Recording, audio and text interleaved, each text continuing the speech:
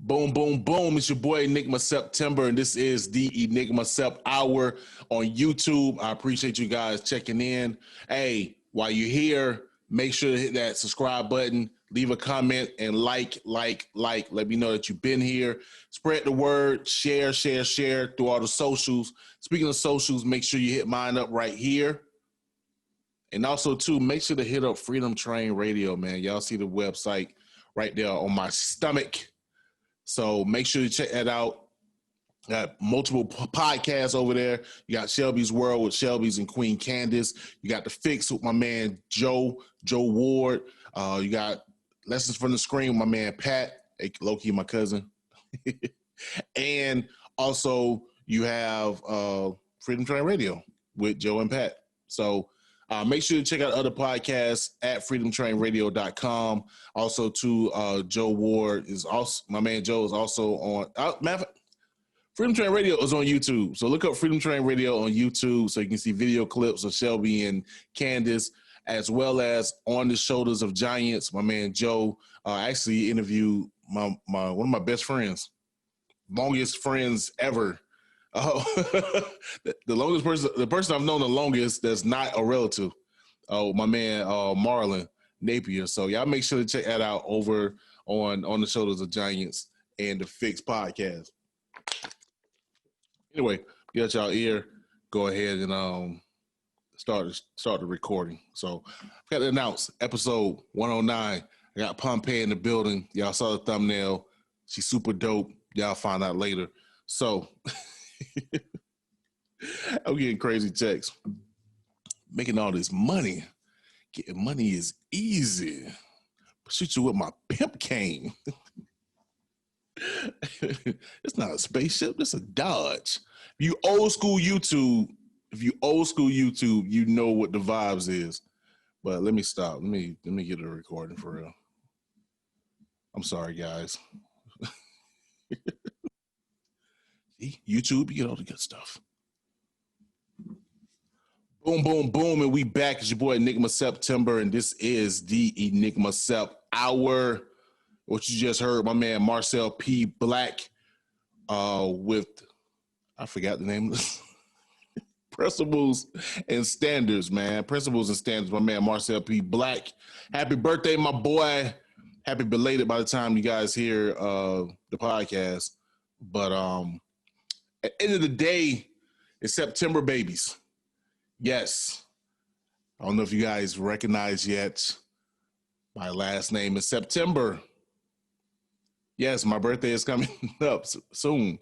Soon and very soon, we are going to see the King. Bruh.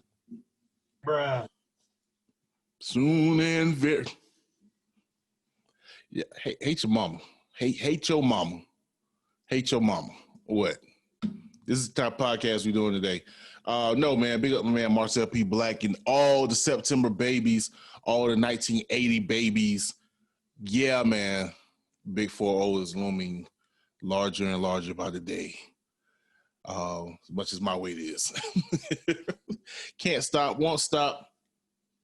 Anyway, let's get into the sad news before we get into better news. We got a lot of news.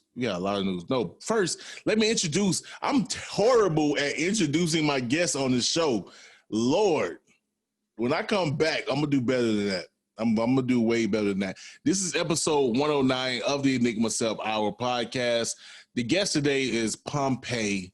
She's in the building. I actually interviewed Pompeii earlier, I think late last year, over at V89 on the Underground Railroad. Shouts out to JC. So finally gonna have her on the pod.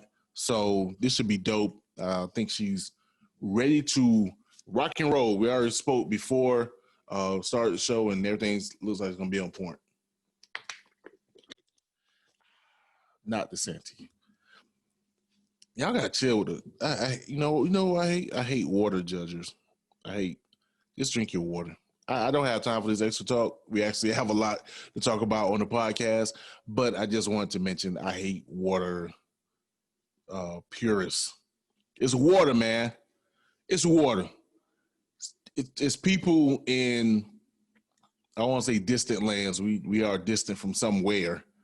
But there's places where water is scarce, and you mofos have the nerve to be particular about clean water.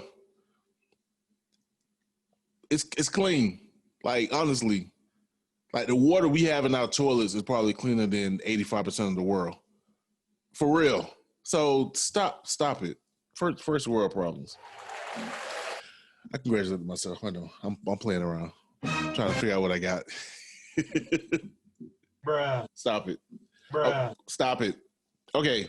Serious news. Rest in peace to Ronald Ball, co-founder of Kool and the Gang, passed away at 68 this week. So we're going to show some respect to the King, one of the greatest bands, period, but definitely one of the greatest funk bands, R&B bands that was out. So rest in peace to that man. So speaking of R&B,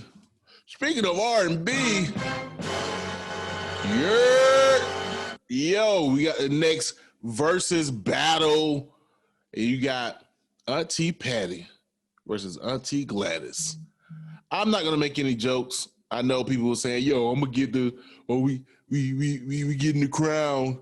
We getting the crown. We're gonna be eating pork and beans. We're gonna be not pork and beans. We're gonna eating black eyed peas and cabbage and cornbread." I'm not getting hungry right now. I'm not, but it's gonna be a lot of soul. It's gonna be a lot of soul, and I think all of the pettiness that we thought we saw with Brandy and Monica, it's gonna up a level. It's gonna go up a level. Now, unfortunately, I may sing like a novice and say that I am team Patti. I am team Patti, just because I can't even say that. I was gonna say I'm Queen Patti because both of them look like relatives of mine. Patti LaBelle looks like my Aunt Robbie, and Gladys Knight definitely. Well, the reverse. My Aunt Robbie looks like Patti LaBelle because they're older. And my cousin Tia, shouts out to my cousin Tia. Shouts out to her son. His birthday is today. He turned 15. We old. But yo, my cousin Tia looks, you know what? Ooh, snap. I'm gonna get in trouble. I'm gonna get in all of the trouble. Tia, you can kill. Tia ain't watching this. Abraham, if you watching, when I tell you my cousin Tia look like Gladys Knight, I'm trying to tell you my cousin Tia looks like Gladys Knight. She wearing a mask. Let me find. Look here. This girl look like Gladys. She always look like Gladys Knight. I don't get it. Because my Aunt Didi don't look like Gladys Knight. But Tia looks like a young Gladys Knight. I swear. She's going to kill me if she's listening or watching. Because podcasts, y'all like, we can't skip that E. Go to the next topic. But I love my cuz, man. Her birthday on Halloween. Anyway, so yeah, I'm Team Patti, but we're gonna see, man. It's gonna be classy. It's gonna be soulful. It's gonna be a lot of auntie vibes, a lot of mama vibes, a lot of granny vibes. I know as West Coast people say granny instead of grandma. Like we was over JC and Smurfy's house, me and Fee. I just noticed Smurfy just kept I'm at my granny's house. Bruh. Your grandma's? Your grandma? Ma? Who's Granny? Granny Apples, nigga? Smurfy's definitely going to kill me. All the ladies are going to kill me after this podcast. Speaking of ladies trying to kill somebody, Dr. Dre's wife is asking for $2 million a month.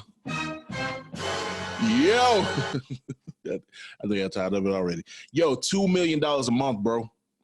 And like, the wildest shit. Yo, Shorty said, $900,000 for entertainment. Bitch. Whoa. Like, hold up. They ain't calling her a bitch. No, don't get it twisted, man. I'm not calling her a bitch. I'm not disrespecting that man's wife. But bitch, is you serious? 900K, bitch? For real? Oh, shit. God damn, what kind of wop she got? 900K, my nigga? My boy? Shit. Pay sis right now, mother. God damn. yeah, so I'm just like, yo, I don't have it, so I don't have to worry about it. Fee's not gonna get me for 900,000, 2 million no more. I ain't got it. Entertainment, nigga. He got it though. He'll be all right. I really don't feel bad for dudes. Most times, like what Paul McCarthy got hit like 20 years ago. He's straight. Yeah, all right. Somebody else got hit, and dudes always bounce back. You know what I'm saying? Like, what you got? She got my daughter's name, Mackenzie. Not Soros. Thinking about the liberals. Stick it to the libs. Idiots. Mackenzie. What's the man name? What's the Amazon? I got Soros on my brain. I hate y'all politics, man. Anyway, I'm gonna ask me about politics down the line. I need to hurry up and get through this. Bezos, thank you, Mackenzie Bezos. I got somebody in my head telling me what to say. Mackenzie Bezos got like what? She became like the 5th richest person in the world after she left. Was it Jeff? And now she's sitting. He got more rich. He's like eclipsed any and everybody. He's the richest man probably ever. You know what I'm saying? We don't know how much Mansa Musa had. Mansa Musa, he may still hold it, but Jeff Bezos is up there, and his wife left him, and she's like number 5. So dudes will be all right. They'll be all right. Speaking of aftermath, we're gonna keep it with the aftermath. Eminem. Let me stop. Eminem met a real life stand earlier this year. Some guy, 26-year-old Caucasian, of course. I think his name is like actually Matthew. Like Stanley's Stan, his little brother. Broke into Eminem's multiple houses, couldn't find him in like 2-3 houses, and then eventually broke in the one with Eminem in it. His security guard was asleep, but Eminem screamed like a bitch. And apparently the security guard woke up and they apprehended the guy. And the guy said he was coming to kill Eminem. He wasn't trying to get an autograph. He was coming to kill Marshall Bruce Mathers III. It was about to be a whole rap. That wasn't a pun. Anyway, but apparently dude has been charged. He was in court this week. And this is the year 2020. And better news for the Aftermath camp, more so TDE, K-Dot. Oh, snap. My number 2 rapper and my number 5 rapper.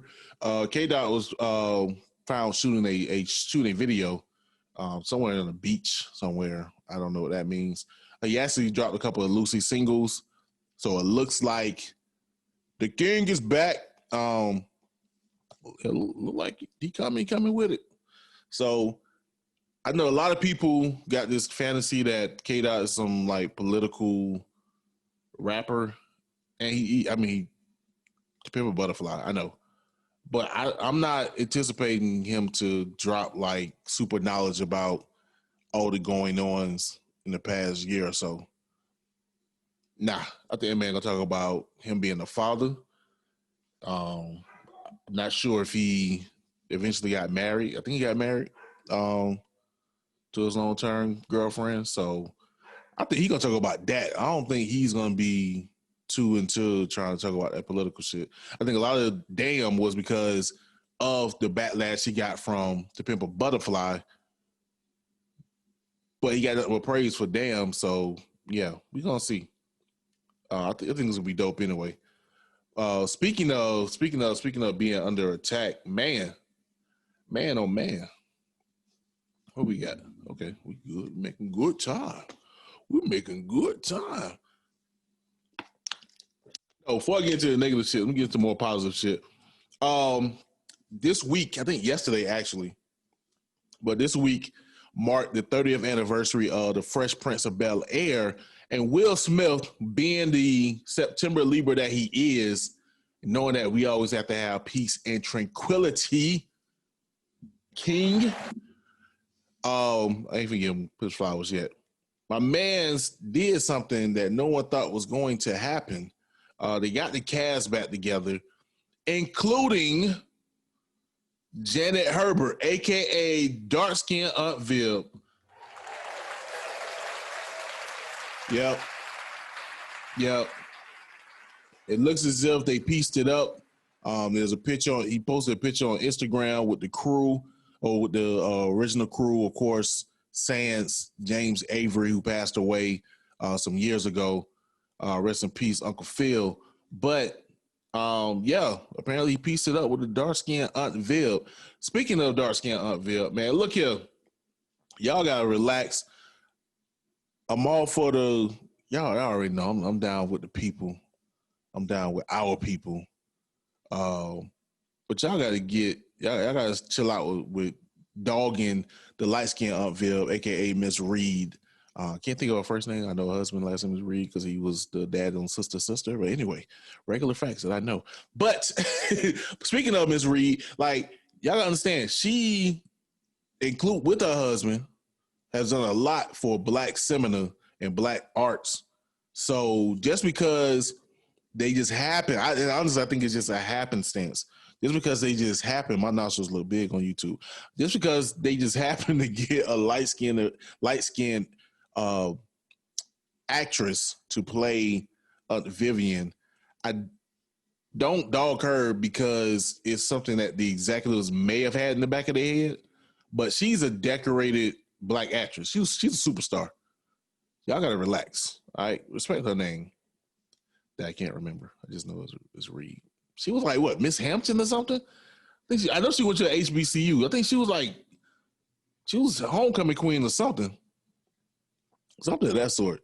Y'all better relax. And she was on like different sitcoms before she got that gig. Man,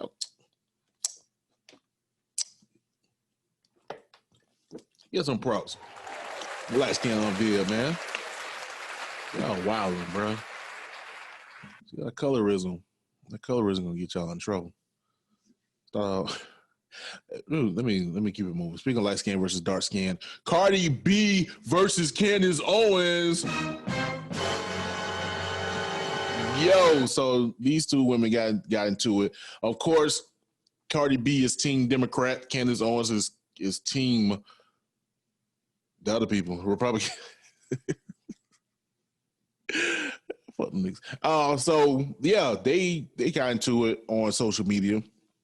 And the only thing I learned was that Cardi B can't really spell, or maybe her nails are just too long. I don't know. But yeah, man, people was trying to say Cardi B got drugged. Don't do that. No, don't do that. First of all, as much as I can't say I'm not a fan of her music. It's not authentic because, you know, she got writers, this, that, and the third. It is what it is. But she, Cardi B, when it comes to politics, she is super woke. Like, Cardi B knows some things. She knows some things. So I was kind of surprised that she really couldn't articulate herself. I think it was really because maybe she can't spell. I can't either. I got a whole degree in journalism, so screw it. But I've known Cardi B to be able to articulate herself very well when it comes down to politics and her stance and why she stands where she stands. So yeah, and Candace Owens is saying the same dumbass conservative shit that don't add to nothing. As soon as I saw the 1994, man, as soon as I saw her come with the whole 1994 crime bill, I'm like, shut the fuck up, man. I go to everybody. Stop falling for the 1994 crime bill shit.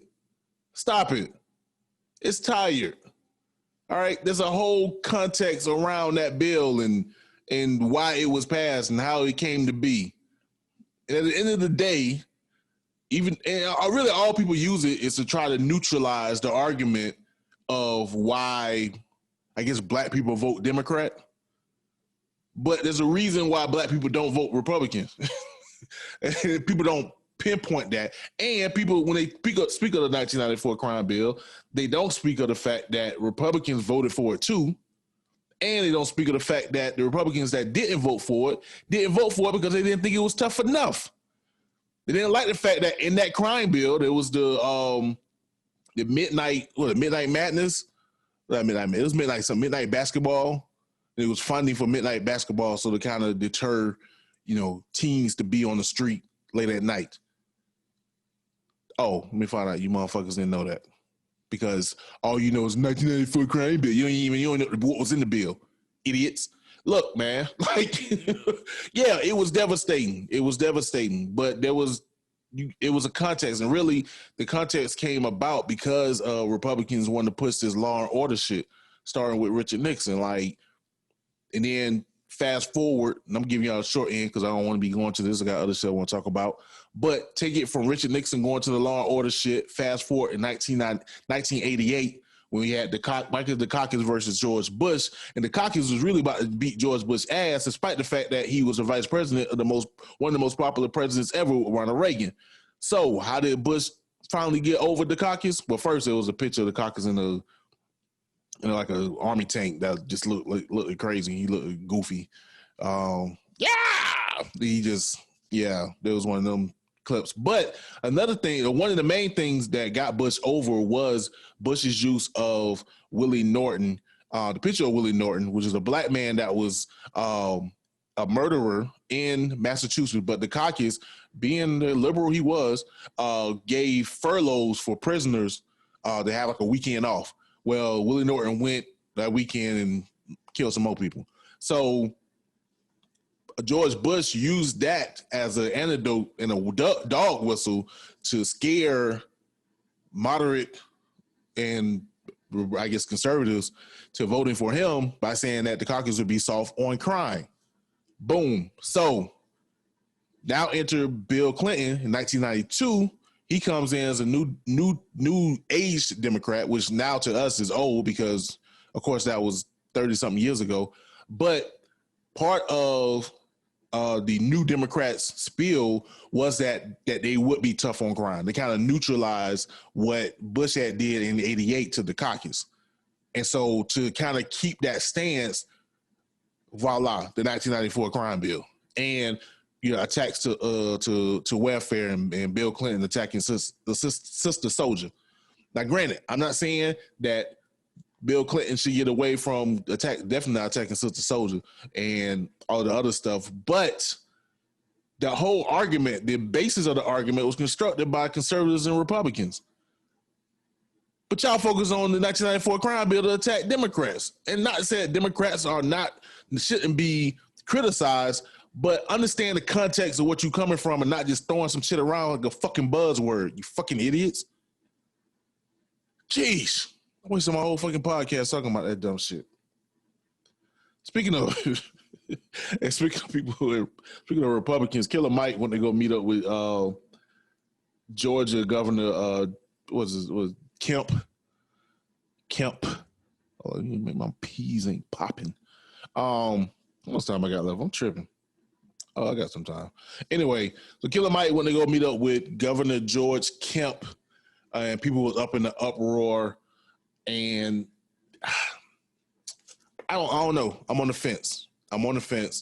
Mainly because on one end, it's been multiple reports that George Kemp essentially stole the election when he ran against Stacey Abrams, who I'm starting to realize look a lot like Felicia. She gonna kill me when she hear this. Like Stacey Abrams, like my fiance was. I never looked at Stacey Adams like that, but apparently. But anyway, but yeah, man. So it looked kind of crazy for Killer Mike to be meeting up with somebody who definitely, I think it's without a shadow of a doubt that he oppressed the black vote in Georgia. Why would you meet up with this man? And it was reminiscent of Steve Harvey meeting up with Donald Trump right after the election. But I will say this about it, even though I'm not in total agreement with Killer Mike meeting up with Kemp, just because Mans has proved time and time again to be just anti anything black, to be honest. I wouldn't be surprised if he just straight out racist. But also, too, I kind of get Killer Mike because Killer Mike is a gun enthusiast. And then I know one of Kemp advertisements was that he had a gun. He was like, I protect gun rights. So I see the connection there. But I will say this, just to shoot Killer Mike some bail. Bruh. You sure you want to do this, E? Bruh. I'm going to try. We have to talk to these people. You have to talk to people in power. And I think a lot of people, again, historical context, you got to understand, as much as you may despise somebody, you have to negotiate. I think a lot of people get stuff mixed up. Malcolm X was cool. Love Malcolm X, love his sayings, love everything he stood for. However, I don't know, and if I'm wrong, somebody let me know. I don't know how much legislation was passed off of Malcolm X works.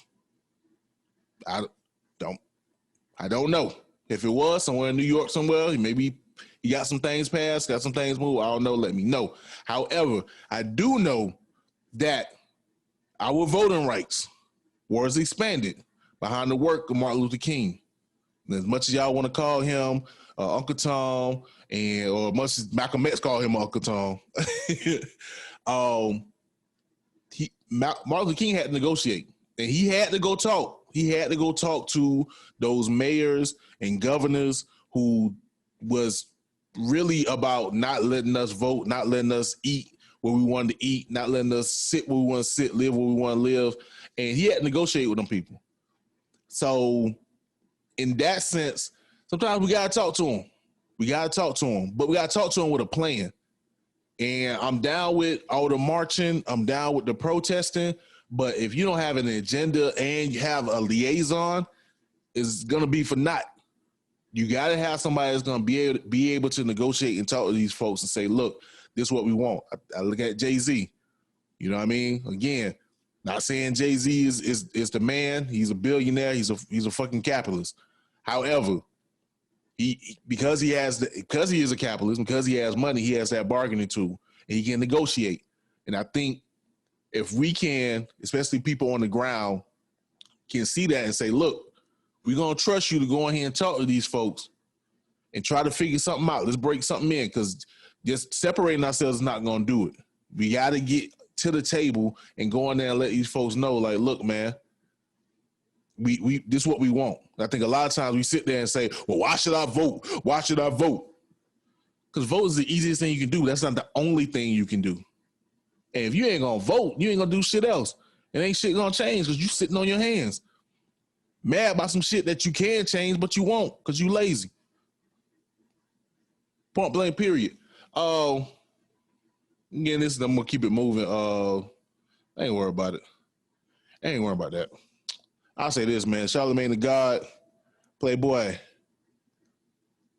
I see what you're doing, and you're not Pat. You're not, nah. Charlamagne trying to do what Pat already did. Anybody want to know? Charlamagne has announced he's launching the Black Effect Podcast Network with iHeartRadio. Some of y'all may be listening to this on our iHeartRadio. I'll say this: fuck Clear Channel. If you get that, you get how I feel about iHeartRadio. Anyway, yeah, Charlamagne, I'm not buying it, bro. I'm not buying it. I really, in my mind, I do think he's just a figurehead.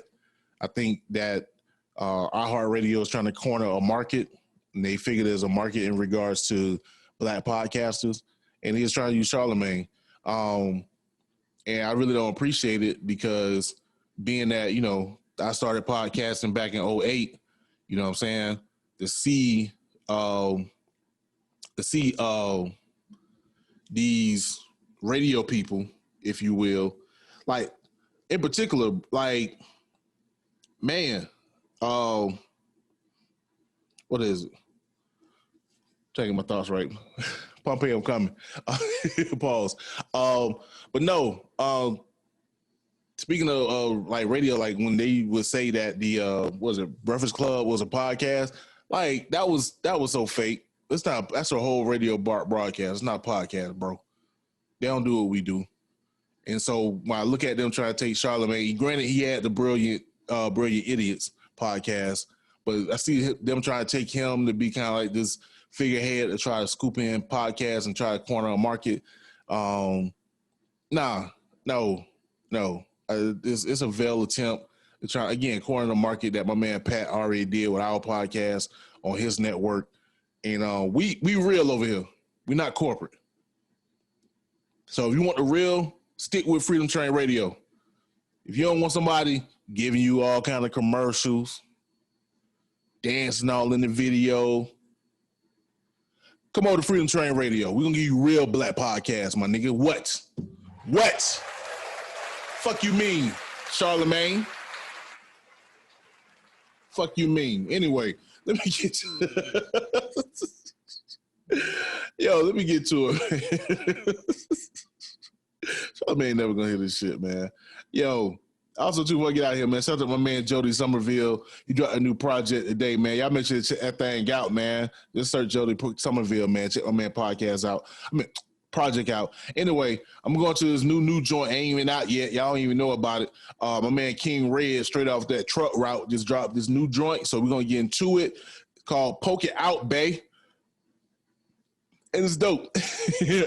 Y'all gonna dance to it. We're gonna come back with the homie Pompeii. This is the Enigma Sept Hour. You got time, baby.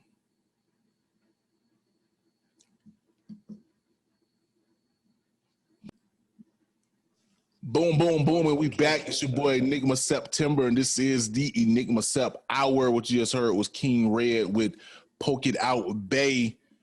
And somebody that you ain't gonna call Bay was y'all ladies might call her Bay.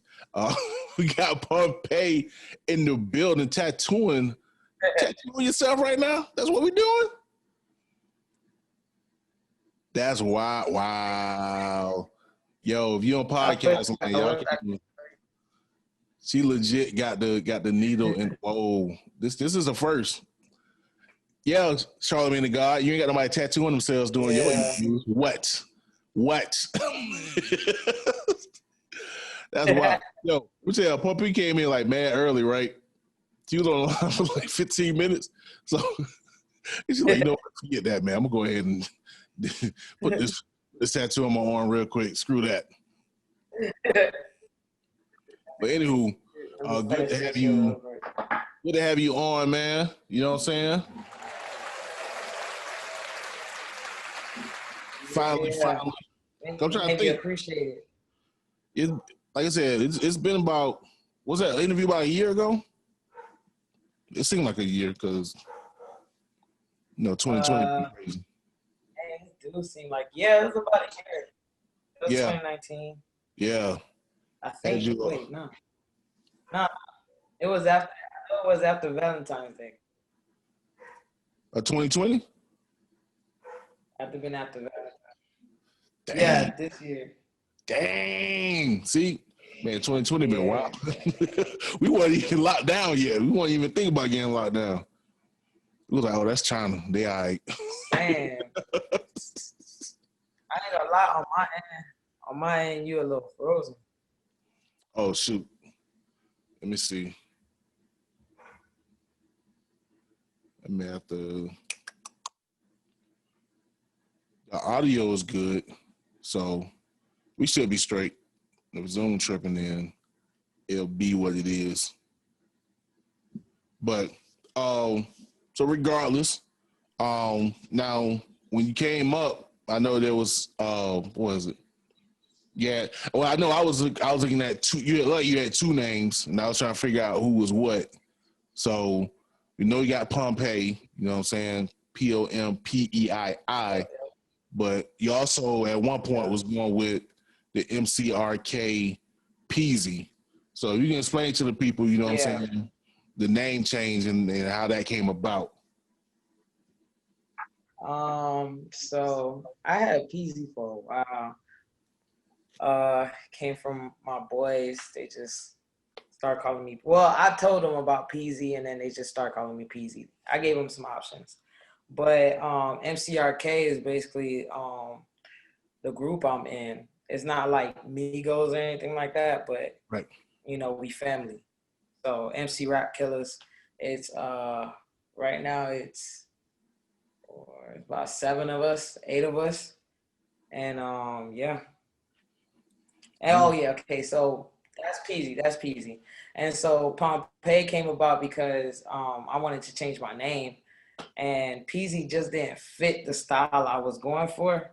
So I was like, okay. Was thinking about Pompeii for a minute now, but my last name is actually Pompeii with 2 E's. So I just switched it to EII, like the city. Word. That was the volcano joint.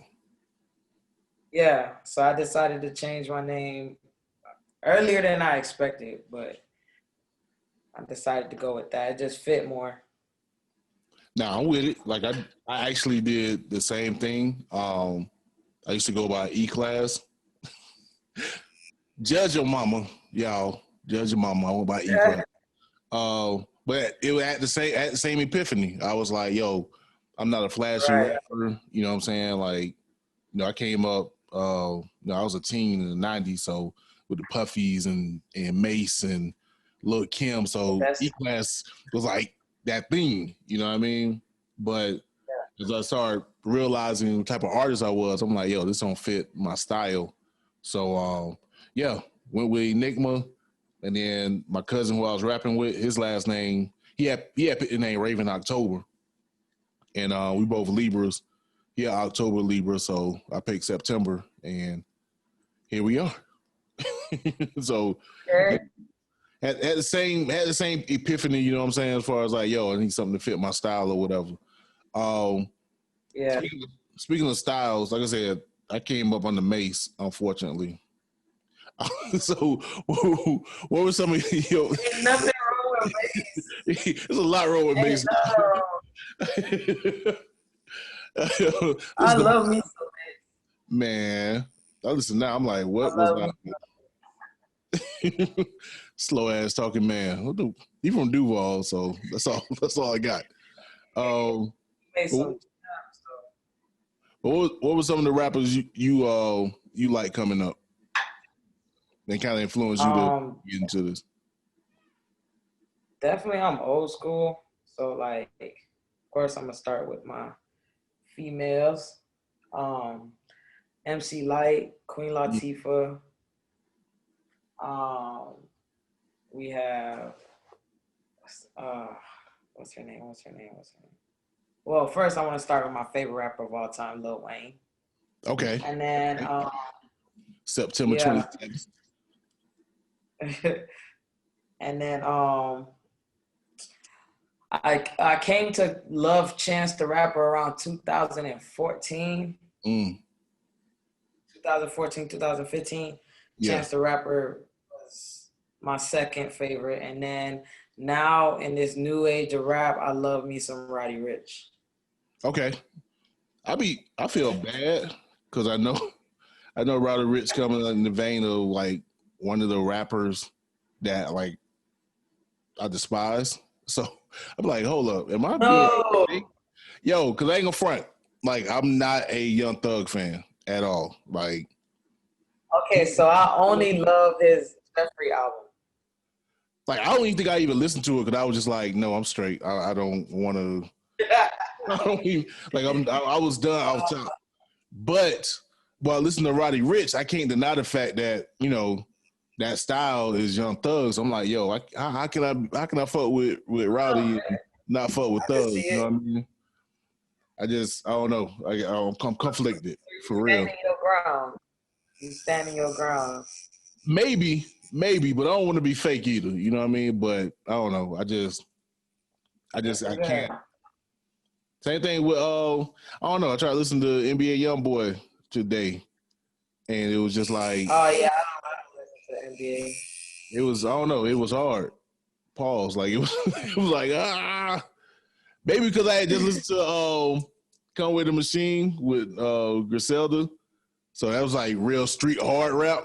So maybe trying to go from that to street auto-tune rap, it was like, it's a bad mix. I got to go back and revisit. But speaking of that, and being that, you know what I'm saying, you come in, you know what I'm saying, from the 2010 era, like what kind of sound did you want to come with, and how did that evolve into the sound that you have now? So I originally wanted to do like rapping, like old school, because like I said, I'm old school. I love the 90s. So it didn't work out too well. I mean, I had a couple of cool songs with some bars or whatever, but it's like I couldn't keep it going. So I was like, okay. So I try to look for some new sounds, try to play with my voice a little bit. And you know, I got some things, but some things wasn't consistent. So now with the sound I'm going for is like, I've always been like, positivity is key. So that was always my motto and stuff like that. So yeah, the sound I'm going for now is just trying to mesh old with the new. Right. Yeah, but in my own way. Yeah.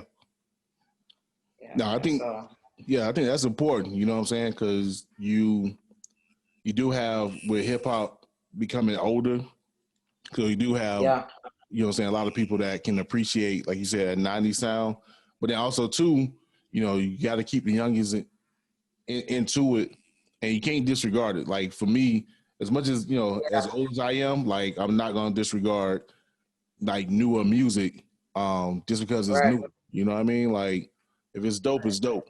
You know what I mean? That's what, like I said, I fuck with Roddy Ricch. You know what I mean? I just feel bad because I feel like with Thug, I was like, nah, get out of here. Like he dope, man. You gotta give it some. His flow switches, I look up to that. I'm like, man, his cadence is crazy. Right. But I'm starting to kind of, I guess that's what I'm trying to get to, because I always want somebody to explain it. You know what I'm saying? I was like, yo, if y'all can explain the science behind it, then maybe I can have some respect for it. Yeah, I respect the fact he got influence. I mean, that I won't deny it.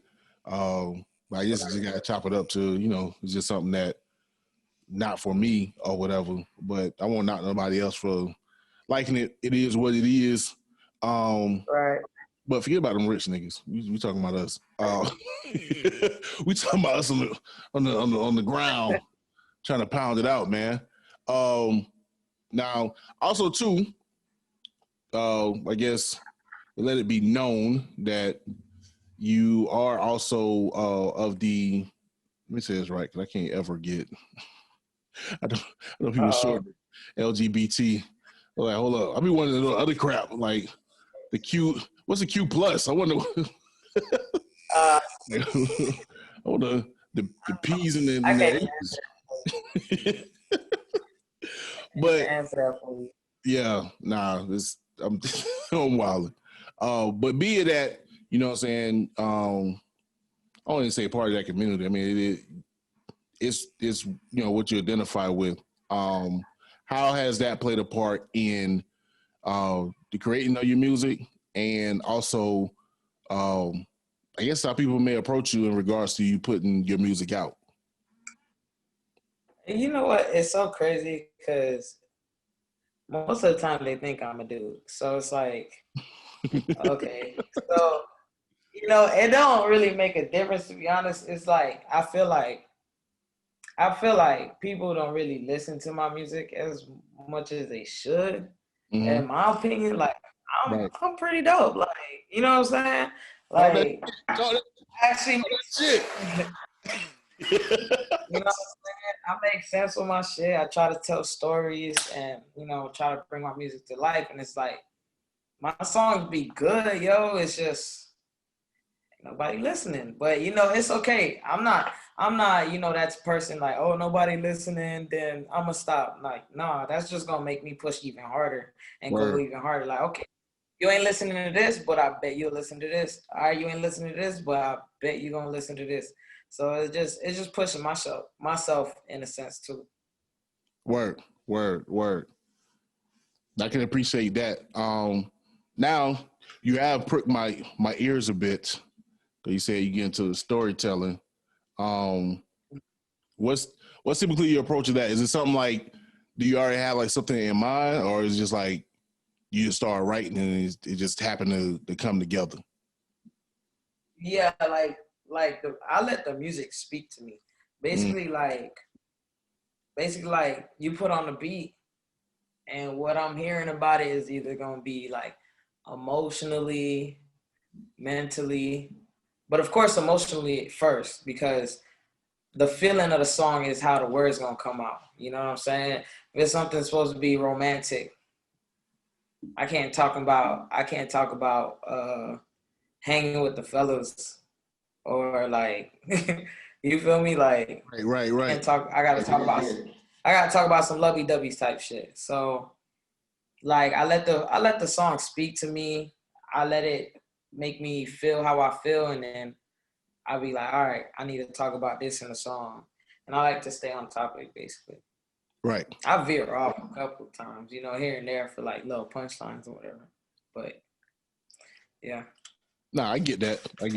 I just, because I know for me, I love storytelling. Like my favorite rappers are pretty much storytellers, and then also too, like just with my music, that's how I go, and use that's what it is. Yeah. Like you said, I let the music speak to me, and I just put pen to paper, and then if the story fleshes out, that's what happens, and just go from there. And also too, it doesn't hurt. I got a journalism degree, so writing stories is Okay. literally a specialty. Like literally what I can do. Not that I do it, but it's literally what I can do. Yeah. Yeah. So I definitely understand, like you said, just fleshing it out or whatever. So what we're gonna do is we're gonna go ahead and let these people know how you do and what you do, and then we're gonna come back and let them know how they can find out where to get it. So we got Pompeii with Ferrari, and then we got Lose Control. That's I don't know. I'm thinking about the Silk song now. Losing. Sound like some freak shit. Hold up.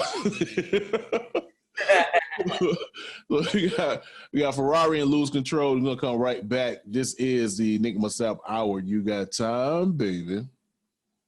Yep. Boom, boom, boom, and we back. It's your boy Enigma September. I'm sitting here with the homie Pompeii. We got what you just heard was Ferrari and Lose Control, and she's still over there tattooing y'all. So that's what we doing out here in these streets, So, do we have any projects coming up? Actually, you just dropped a project, didn't you? Am I tripping? Yeah, I just dropped a project. That's my jam. It's on Spotify right now. I'm still trying to fix that. It's in the works, but you could find it on Spotify and YouTube. Actually, you could find it on YouTube. And yeah, and another project. I'm working on my album. That's coming 2021. You feel me? That's gonna be It's gonna be something very different. That's not going on. Like the sound is not like here yet. Yeah. I feel like I'm on another level with this album. So yeah, I'm working on that coming 2021. And I am working on a little mini project. That's low key type shit. So I would just that's all you get. You can't give them everything. Y'all just make sure Right. y'all keep an eye on Pompeii and make sure y'all just see what's gonna happen. Now I will what was I about to say? I'm about to, oh, yo, the fact that you said you gotta hold up. Bruh. This nigga. Bruh. Get your shit together. But no, the fact that you said that you got a new sound, I like that because I try to tell, especially younger artists, like you don't want to do what's hot now because if you do blow up, like what's hot now is not gonna be hot by the time you get where you think you're going. So you always should try to be innovative in what you sound. So the fact that you saying you got some new sound that's not even here yet, I love that shit. That's the shit I be looking for. You know what I mean? Appreciate that. Don't get me wrong, like, this new age, I love me some Roddy Ricch, so it's like I love some of them, but that's what I try to mix it in. Like I'm versatile, don't get me wrong. I can give it. But like I try to, sweet talk the ears a little bit and then, come out what I got. So I definitely gonna come out of the blue, come out of nowhere. Like you ain't gonna expect it. No doubt. Speaking of sweet talk, I'm pretty sure Pompeii be sweet talking some panties off some chicks. I'm just I see the swag. I see the swag. No, sir. I'm definitely cuffed, but it's okay. Oh, so I won't get you in trouble now. She'll be like, hold on, what you better. Oh, yo, shorty. Let me say something now. Right. She gonna come at you like, Bitch, what the fuck you said?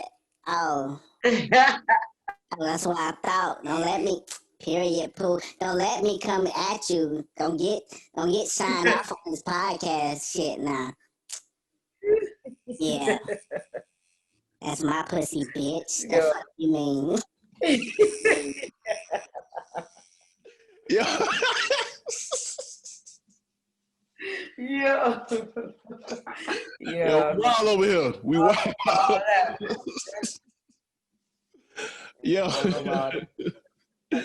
Yo, man. But no, shouts out to you, Pompeii, man. It's nothing but love over here.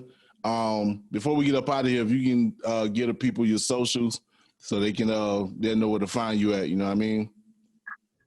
Yeah. So Instagram, you can find me at MCRK Pompeii. That's POMPEII. And then, if you want a tattoo, you feel me? That's Ink Yourself, bitch. But that's a BXTCH. So that's Ink Yourself. INKYOURSELF